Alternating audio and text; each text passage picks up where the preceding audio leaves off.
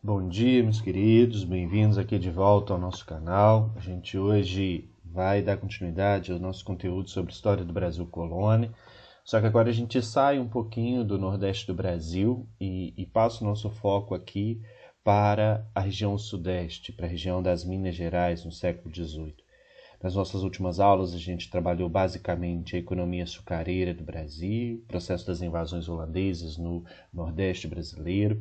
E para a gente começar essa aula, eu acho que a gente tem que ter em mente, primeiro, que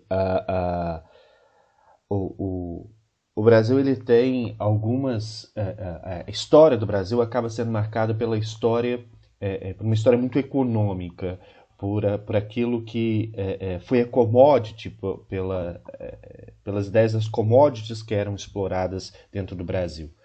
Quando eu falo de commodity, eu estou falando basicamente de um produto que ele tem grande valor agregado e que geralmente ele se volta para o mercado externo. Por exemplo, a soja pode ser uma commodity, a carne pode ser uma commodity, a cana-de-açúcar é uma commodity, o algodão é uma commodity. Então, toda a commodity é todo produto que tem valor agregado e acaba sendo exportado para o país. Então, durante muito tempo, a história do Brasil ela foi descrita a partir da ideia dos ciclos econômicos, dos ciclos dessas commodities. Primeiro a gente tem o ciclo do pau-brasil, depois a gente tem o ciclo da cana-de-açúcar, depois a gente tem o ciclo do ouro, depois a gente tem o ciclo do café, depois o ciclo da borracha, o ciclo da industrialização e por aí vai. Então, a gente tem uma história do Brasil que ela é montada muito a partir dessa ideia da produção econômica e da exportação dessas commodities por parte do Brasil. Então, a princípio, a gente tinha essa ideia dos ciclos muito bem pensadas.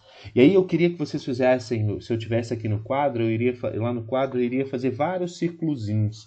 Eu queria que vocês pegassem um pedacinho de papel e fizessem aí vários círculozinhos, várias bolinhas aí, escrevesse debaixo de uma pau-brasil, debaixo da outra cana e debaixo da outra ouro. Então faz aí uma bolinha, pau-brasil, outra bolinha, o ouro, outra bolinha, o café. E observe o esqueminha que vocês fizeram no caderno de vocês ou na folha de papel que vocês estão riscando aí. Essa ideia dos ciclos econômicos, ela é uma ideia que tem sido muito revista pelos historiadores hoje em dia, porque quando a gente trabalha com a ideia do ciclo econômico, essa ideia do círculo que vocês fizeram aí no caderno de vocês, parece que quando começou a produção da cana-de-açúcar dentro do Brasil, parou-se a exploração parou-se a exploração do pau-brasil. O Brasil parou de extrair pau-brasil e isso ser enviado para dentro de Portugal. O que é uma ideia errônea, porque ao mesmo tempo que esses senhores de engenho produziam açúcar no Nordeste brasileiro, havia também a produção, a extração do pau-brasil de dentro do Brasil. Então, o início da produção de açúcar não significou o fim da extração do pau-brasil.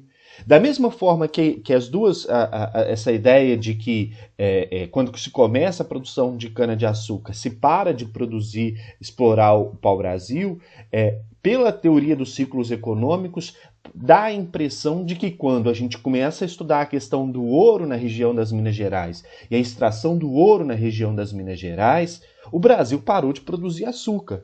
E isso não é verdade. No século XVIII, as atenções da coroa portuguesa se voltam para Minas Gerais. A gente tem a extração do ouro sendo a atividade mais importante, a atividade econômica mais importante do Brasil colônia, mas isso não quer dizer que esse ciclozinho que vocês fizeram aí da cana-de-açúcar parou de estar movimentado. Ou seja, o Brasil continuou produzindo cana-de-açúcar. A gente tem uma produção de cana-de-açúcar que vai até a atualidade, até os dias de hoje. Da mesma forma que a gente tem mineração no Brasil até os dias de hoje. Da mesma forma que a gente, quando começa a perceber a produção do café, a gente continua tendo produção de açúcar, extração de ouro, a gente continua tendo outras produções. Então hoje nós historiadores trabalhamos muito com a ideia do gráfico para poder representar essa exploração econômica do Brasil, porque aí pelo gráfico a gente consegue perceber que há um pico desse processo de exploração dessa commodity, e essa commodity então começa a cair por vários fatores, por fatores de mercado externo, por fatores de concorrência, por fatores de queda na produção interna. Então aí pelo gráfico a gente consegue perceber que vai haver várias commodities sendo exploradas ao mesmo tempo pela economia do Brasil, seja no Brasil colônia, seja no Brasil império e seja no Brasil república. Portanto, hoje nós historiadores somos muito críticos a essa ideia dos ciclos econômicos. A gente entende sim que houve proeminência de uma determinada commodity sendo explorada em um determinado período da história do Brasil, mas isso não significa que as outras deixaram de ser produzidas. Ao mesmo tempo que a gente estudar aqui a história do Brasil colônia em Minas Gerais no século XVIII, a gente tem que entender que aquela produção de açúcar ainda permanece no Nordeste brasileiro. Ela está em queda por quê? Por causa do ouro? Não. A produção de açúcar no Nordeste brasileiro no século XVIII entra em queda, porque eu recordo a vocês, isso foi matéria da nossa última aula.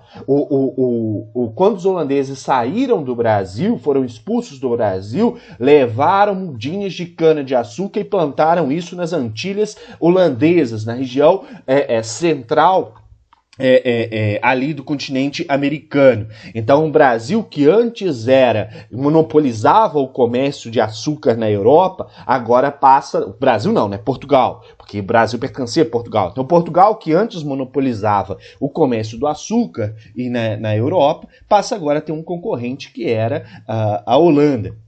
Então, nesse sentido, é a concorrência com o açúcar,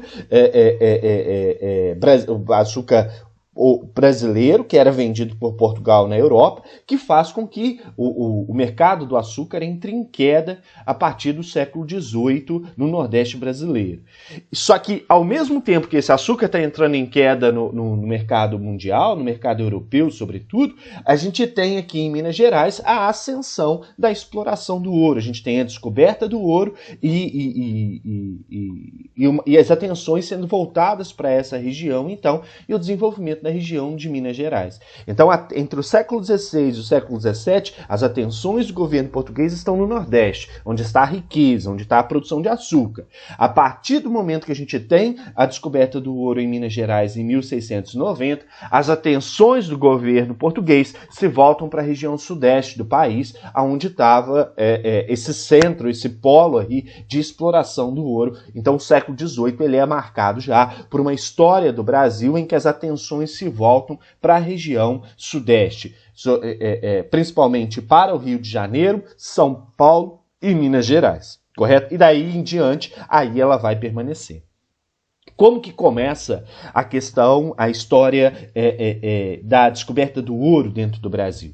Desde o início da colonização, desde o primeiro momento em que esses portugueses chegaram ao Brasil, havia o desejo por parte dos portugueses de encontrar essa riqueza imediata, de achar esse ouro. É por isso que eles saem para navegar. Eles saem para navegar em busca do controle das rotas de especiarias no Oriente, mas a gente não pode deixar de pensar que o momento em que Portugal sai para fazer o seu processo de navegação, a Europa estava marcada pelo sistema do que nós chamamos de sistema do antigo regime, que a gente já estudou, a ideia do absolutismo, esses monarcas que queriam concentrar poder nas suas mãos, mas ao mesmo tempo buscavam balancear positivamente a economia dos seus países, ou seja, queriam acumular dinheiro, queriam acumular riqueza. E acumular dinheiro, acumular riqueza, para que você faça isso, a melhor forma é você encontrar essa riqueza imediata, metais preciosos, ouro, prata, pedras preciosas, esmeraldas, diamantes, que são muito valorizadas nesse mundo aristocrata, nesse antigo regime europeu. conforme a gente viu no início do ano, né, para essa nobreza europeia então em vigência. Então, desde o primeiro momento em que os portugueses pisam aqui dentro do Brasil, que Pedro Álvares Cabral pisa aqui, eles estão atrás disso, eles estão atrás dessa riqueza imediata. A grande diferença é que a Espanha encontra isso logo de primeira mão. Contra isso, já em 1520, os espanhóis já encontram lá no meio da região onde hoje é o México, estátuas gigantescas feitas de ouro maciço. Então a Espanha já tinha encontrado e Portugal tinha um território no continente americano, muito próximo. Logicamente que a gente sabe que não é tão próximo assim, Brasil e México, mas a gente pensa que foi encontrado, por exemplo, prata, minas de prata muito significativas na região ali do Peru. O Portugal tinha território na América. Então a ideia era que se espanhóis acharam ouro, acharam metais preciosos no seu território, no continente americano, no Novo Mundo, os portugueses possivelmente iriam também encontrar, porque também tinham seu pedaço de terra no Novo Mundo. Só que os portugueses, diferente do que acontece com os espanhóis, não acham esse ouro de forma imediata, mas nunca desistiram de encontrá-lo.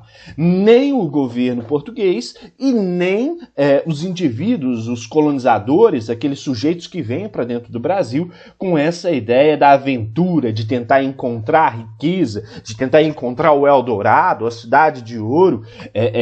Não é à toa, e aí eu faço um adendo aqui, não é à toa que nesse momento surge na literatura europeia diversas obras falando da cidade de ouro, do Eldorado, e alguns escritos a gente vai ter alguns homens letrados que vão identificar que a cidade do Eldorado ficava ali na região próxima onde é a Amazônia, que seria uma cidade repleta de ouro, com construções de ouro. Então, esses aventureiros que vinham para a América vinham com esse imaginário, queriam encontrar esse ouro, queriam encontrar essa riqueza. Então, há tanto um esforço do governo, do Estado português, para encontrar essa fonte de riquezas imediatas, como há também um esforço de indivíduos, de aventureiros que vêm para dentro do território do Novo Mundo, e aí aqui vem para o território do Brasil, na tentativa, na busca de encontrar essa riqueza imediata, de encontrar essa tão famosa cidade de ouro, ou encontrar minas de ouro que pudessem ser exploradas de imediato. Então, nesse sentido, desde o ano de 1530, quando começa efetivamente a colonização do Brasil, a gente tem dois movimentos muito importantes aqui em busca desse ouro, dessa riqueza imediata, que são as entradas de um lado e as bandeiras de outro. Todas duas têm os mesmos objetivos e os mesmos princípios. O que seriam as entradas e as bandeiras? São expedições expedições conduzidas ou pelo governo ou por indivíduos, que têm por objetivo adentrar os sertões do Novo Mundo, os sertões do Brasil. E quando eu falo de sertão, não estou falando, mais uma vez repito, não estou falando só de um solo arenoso, de um clima desértico. O sertão, quando eu me refiro a sertões no Brasil, eu estou me falando às matas, ao interior desse território. Isso aqui era mata fechada, isso aqui era difícil de andar aqui dentro desse território. Então essas entradas e bandeiras são expedições promovidas com o objetivo de adentrar para esses sertões, de ir rumo a esses sertões e encontrar ali ouro. O primeiro objetivo dessas expedições, tanto das entradas quanto das bandeiras, é conhecer esse território e encontrar dentro desse território minas de ouro, encontrar dentro desse território essa riqueza imediata, ouro, prata e pedras preciosas. Então esse é o objetivo primaz das entradas e bandeiras. As entradas e bandeiras, qual que é a diferença de um movimento para outro? As entradas são consideradas as expedições oficiais, aquelas que eram organizadas pelo governo português. Então, as expedições que eram comandadas e enviadas pelo governo português para conhecer a região e buscar por minas de ouro são conhecidas como entradas. Já as bandeiras, elas têm o mesmo objetivo. Elas têm o objetivo de conhecer esse território e encontrar minas de ouro ali. Mas essas bandeiras, elas não são financiadas e nem organizadas pelo governo, mas sim por terceiros, mas sim por aventureiros, por sujeitos portugueses que vinham para a América com esse objetivo desse enriquecimento imediato. E as bandeiras, elas se fizeram muito presentes na região sudeste, partindo sobretudo do território onde hoje é São Paulo, onde era então a capitania de São Vicente. É dali que partem as primeiras bandeiras. E são justamente as bandeiras que vão ter êxito na descoberta desse ouro na região de Minas Gerais. E isso acabou criando o famoso mito dos bandeirantes, que a gente vai falar muito sobre ele daqui a pouco, correto? Mas voltando aqui a essas expedições, as entradas e bandeiras. Então, o objetivo primaz era descobrir e encontrar o ouro nessa região. Só que como a princípio você não encontra esse ouro, você tem que encontrar meios de ganhar dinheiro com essas expedições. E aí, então, essas expedições, para poder ter algum recurso, já que não encontravam ouro, elas tinham, além do objetivo de encontrar o ouro, o objetivo de promover aquilo que nós chamamos de guerra justa, que era entrar em conflito com os indígenas e apresar esses indígenas, aprisionar indígenas, prender índios, para trazer esses índios e vender nas fazendas como escravos. Então, embora o objetivo fosse encontrar ouro, o objetivo secundário era aprisionar indígenas para poder vender esses indígenas como mão de obra escrava ali nas fazendas. E aí as bandeiras vão ser, mais uma vez, muito mais eficazes nesse processo de aprisionamento desses indígenas. Por quê? Porque eu não sei se vocês se recordam, algumas aulas atrás eu falei com vocês que lá na região nordeste do Brasil prevaleceu a questão da mão de obra escrava africana. Então, os engenhos de açúcar do Nordeste brasileiro funcionavam, sobretudo, com escravos que eram comprados por meio desse tráfico que vinha vindos então da África para o Brasil. Havia escravos indígenas do Nordeste? Havia. Geralmente quase toda fazenda a gente consegue encontrar algum indígena escravizado, mas a ampla maioria dos escravos no Nordeste eram escravos eram africanos que tinham sido escravizados por portugueses, ingleses, franceses e vendidos para esses senhores de engenho. Já no Sudeste, não. Na região da capitania de São Vicente, prevaleceu até o início do século XVIII, até o momento em que a gente começa a estudar aqui agora, a mão de obra indígena, a mão de obra escrava indígena. Então essas bandeiras, as bandeiras que partiam ali da cidade, da atual cidade, da região onde hoje é a cidade de São Paulo, que na época era a capitania de São Vicente, elas se especializaram nisso, se especializaram em capturar índios para vender como escravos nas fazendas que estavam ali. Também tinham fazendas produtoras de açúcar, mas que utilizavam em sua ampla maioria mão de obra escrava indígena. E aí um detalhe muito importante, e isso às vezes a gente deixa passar e esquece. Essas bandeiras, os bandeirantes que partiam da capitania de São Vicente, eles aprisionavam escravos e davam preferência para pegar escravos e prender escravos que já estavam sendo cristianizados pelos jesuítas. Então o que os bandeirantes faziam? Entravam naquilo que a gente chamava de missões jesuíticas ou de aldeamento jesuítico dentro do Brasil. Os jesuítas, para poder converter alguns índios, ensinar o catolicismo, pegavam as crianças e reuniam essas crianças em aldeias. E ali iam ensinando a língua portuguesa, iam ensinando o latim, iam ensinando os princípios, os rudimentos da fé católica, iam ensinando princípios que eram considerados princípios civilizatórios para esses indígenas. Então esses jesuítas praticavam um processo de conversão em aldeias. Então eles reuniam dentro dessas aldeias ali vários índios. E o que os bandeirantes faziam para facilitar o seu serviço? Entravam dentro desses aldeamentos indígenas jesuíticas, dos jesuítas, e invadiam aqueles aldeamentos e roubavam ali índios. aprisionavam índios e levavam esses índios para vender como escravos. E isso acabou gerando uma rixa muito grande entre jesuítas e bandeirantes. A gente tem vários relatos de padres jesuítas reclamando ou se colocando contra a ação desses bandeirantes, defendendo os indígenas contra esse processo. Uma vez que eles entendiam que aquilo era uma afronta ao serviço que esses jesuítas estavam fazendo. E esses bandeirantes viam ali a possibilidade de ter acesso mais fácil a esses indígenas para vender como escravos, e indígenas de melhor...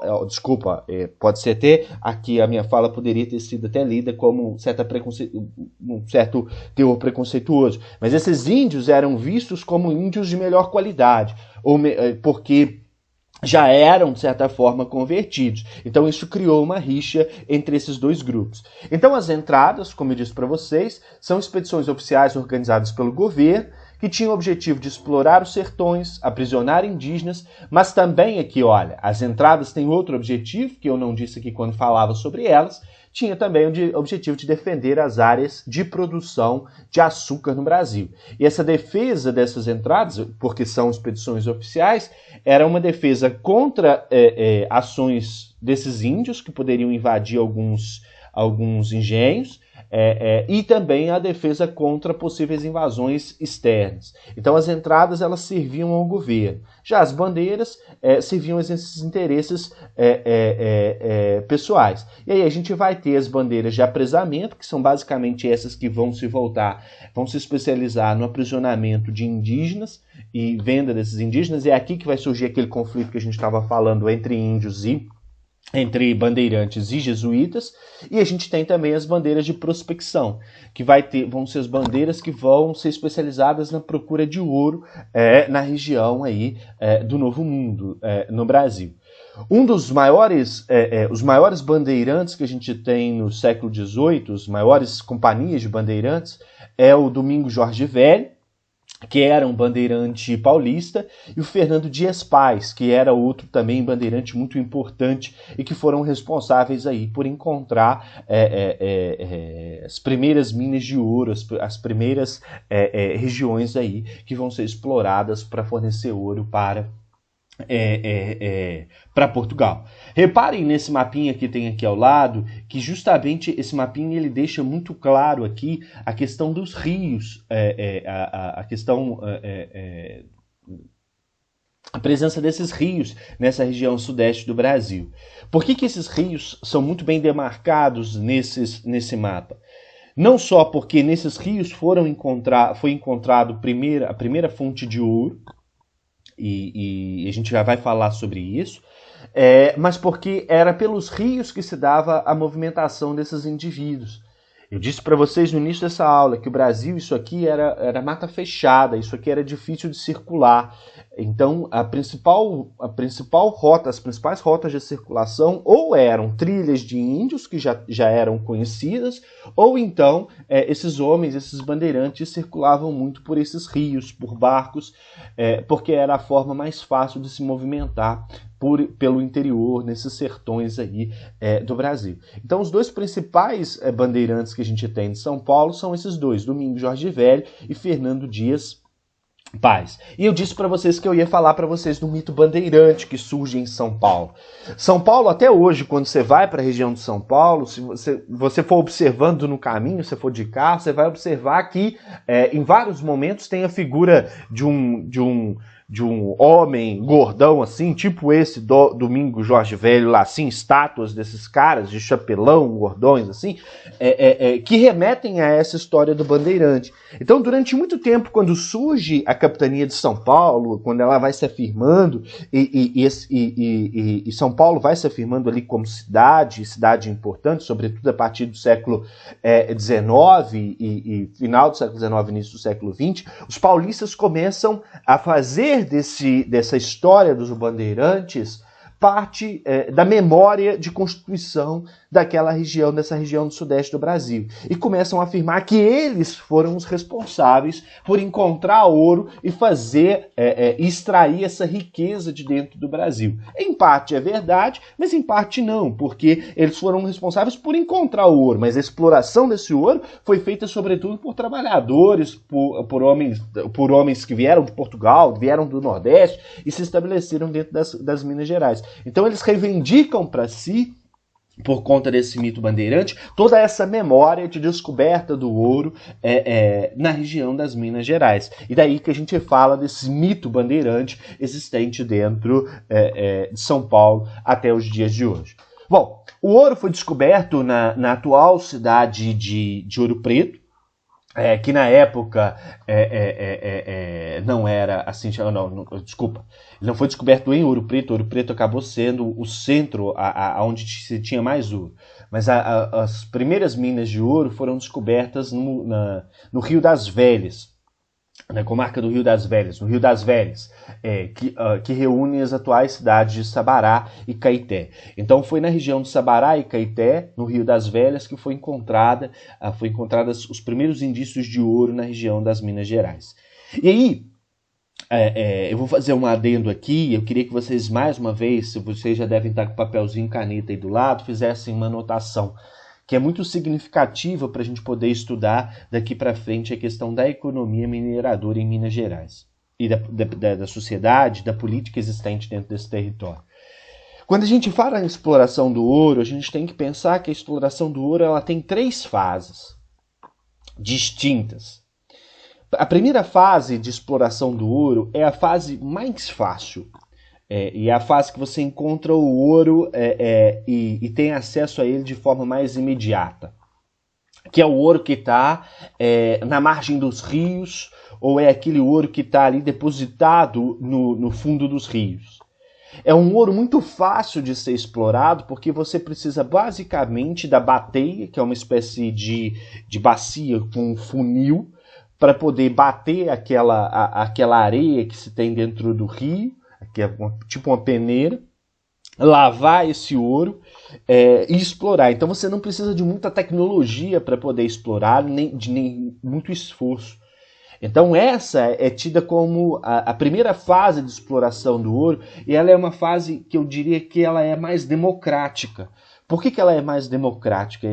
Porque ela permite que qualquer pessoa explore o ouro. Porque você não precisa de muita tecnologia, você não precisa de muito dinheiro, de muito investimento para poder fazer esse processo de exploração do ouro. E o ouro explorado acaba sendo um ouro mais barato. Mais barato por quê? Porque você não precisa empregar muitos recursos para explorar. Então a primeira fase seria a fase desse ouro rápido encontrado na beira dos rios. A segunda fase de exploração do ouro já é uma fase mais complexa, que pressupõe que a ideia de que é o ouro que vai ser encontrado nos barrancos, às margens desse rio, nos morros, às margens desses rios.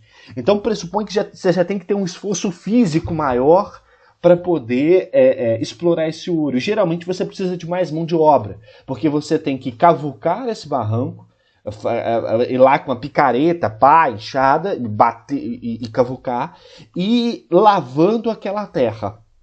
Então você demanda aí já um certo recurso de mão de obra e um certo recurso maior do ponto de vista financeiro para ter acesso a esse ouro. Então esse ouro já não vai ser acessível a tantas pessoas quanto é o ouro das margens do rio. E a terceira fase de exploração do ouro, que é a menos democrática e que é a mais cara de ser feita, é o ouro das minas, porque você precisa de ter uma tecnologia específica para abrir buraco para dentro de um território, abrir uma mina e garantir que aquela mina não vai cair. E você precisa ter mão de obra suficiente para abrir isso junto com essa tecnologia e explorar esse ouro que está ali dentro. Então essa terceira fase da exploração do ouro já é uma fase mais dispendiosa, mais cara e menos democrática, porque nem todo mundo pode participar desse processo de exploração desse ouro. E um fator muito importante Todas essas 3 fases de exploração do ouro, elas acabam resultando em interferências do homem na natureza. E acaba trazendo consequências para o mundo natural, que são consequências muito duras. Primeiro, o ouro que vai ser explorado, sobretudo no século XVIII, ele era lavado e era limpo com mercúrio. Utilizava-se mercúrio, que é um elemento químico muito pesado. E não havia a preocupação do descarte correto desse mercúrio. Então, eles jogavam mercúrio ali nos rios e simplesmente esse mercúrio caía nos rios e acabava contaminando peixes e por final, ia acabar no corpo humano, porque as pessoas consumiam esse peixe. O ouro que era explorado nessas minas e nesses barrancos acabou gerando a mudança de rotas de cursos de rios, assoreamento de rios, desmatamento. Então, as consequências da exploração desse ouro são consequências muito duras para a natureza. E deixa isso como legado também.